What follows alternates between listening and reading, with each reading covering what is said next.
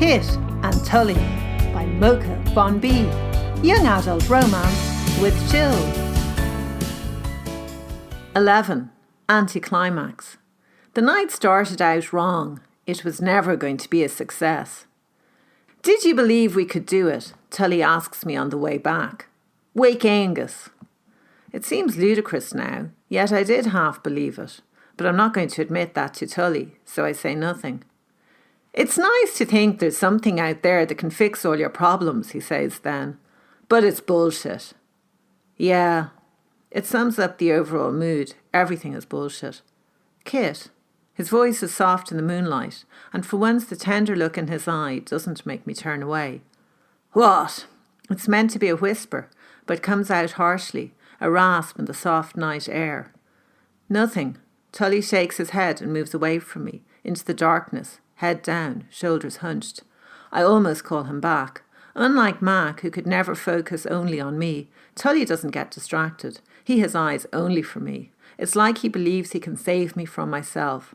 Perhaps part of me even wants to agree. He can be the one who saves me from myself. My eyes have suddenly been opened to the truth. Shit.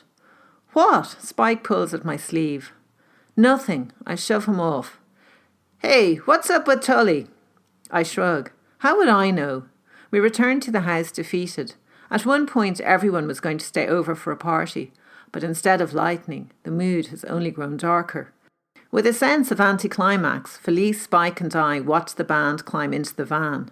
Gravel crunches under the wheels as they accelerate down the avenue in a cloud of dust. I should go too, Tully says. You can stay over if you want, Felice offers. Tully shakes his head and walks to his mother's car. Thanks anyway. What's got into him? Felice eyes me. Len wouldn't stay either. We must have lost our touch, eh? The words are light, but she's scowling as she speaks. I watch Tully's car disappear into the darkness, and it feels like part of me is leaving with it. How could I have been so blind? Now that I've finally learned to appreciate him, I've lost him. Why wouldn't Len stay? Spike asks. Too much shit going on with the band. Felice shrugs, but her scowl deepens as she turns away and heads inside. We follow her up the steps. Neither of us say a word. We know her too well. She's furious because Len picked the band over her. He's not as smitten as she thought. Or maybe she likes him more than she's been letting on. I turn to Spike, and the knowing look on his face confirms my unspoken insight. Felice has been off with Len so much, and my mind has been so preoccupied with Mac that I haven't been paying her the same attention as usual. Now I think about it, she's been quieter lately. Much quieter. But falling for Len. I just thought it was because he's from London and he's in Black Death, I say to Spike. Yeah, well, that was the initial attraction, all right, but she likes him now. That's great. I'm not entirely sure I mean it. Partly because I've lost my chance with Tully. I've acted indifferent so often he's eventually come to believe it, and now it's too late. But it's not just that. No boyfriend could ever replace what I have with Felice and Spike. None of us like anyone except each other. That's the deal. Except it's all changing. That much has become clear since June, since Tully appeared. Come September, Spike will be in Dublin, and how often will we see him then?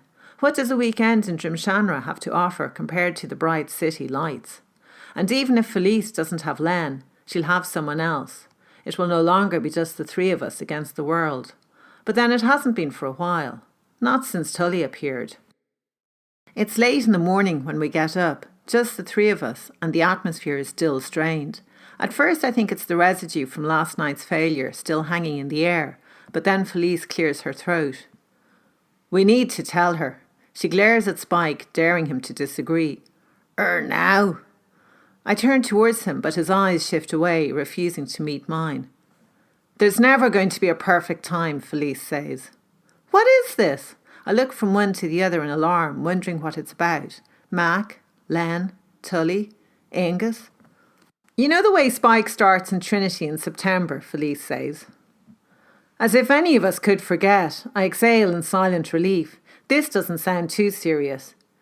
So, we've decided to share a house. What? I stare at her. But you're still in school. Duh. I'll still be in St. Catherine's. I just won't be boarding anymore. No, this is a bolt out of the blue and the worst news possible. St. Catherine's, on my own, stuck in the dorm, having to share with girls who aren't my friends, missing Felice, wondering, all the time, what she and Spike are up to, what I'm missing out on. And your dad's okay with this? Yeah, well, he owns the house. I'd forgotten about Axel's house in Dublin. It's more of a cottage, really, in Rathmines somewhere. He bought it years ago for Felice's older brothers to stay in when they were studying. And I'll be paying rent, Spike says. Axel reckons overall it could work out a better deal for him than paying the boarding fees. The cost of boarding in St. Catherine's is astronomical, as Dad reminds me every opportunity he gets. It's much cheaper to be a day girl. You should move in too, Spike adds. It's big enough for 3. But there's a tentative note in his voice. Both he and Felice know there's absolutely no way my parents would ever agree to that. Yeah, right, not gonna happen. I turn away, not wanting them to see the tears welling in my eyes. I can't believe Axel has agreed to such a crazy plan. Surely he knows what Felice is like. She won't do any study in a house with Spike. She'd probably barely even go to school. She'll have Len around the whole time. Or she'll be hanging out with Spike, meeting all his new university friends. And I'll be stuck. I'll be the one left behind. They're my best friends. We do everything together. Or so I thought.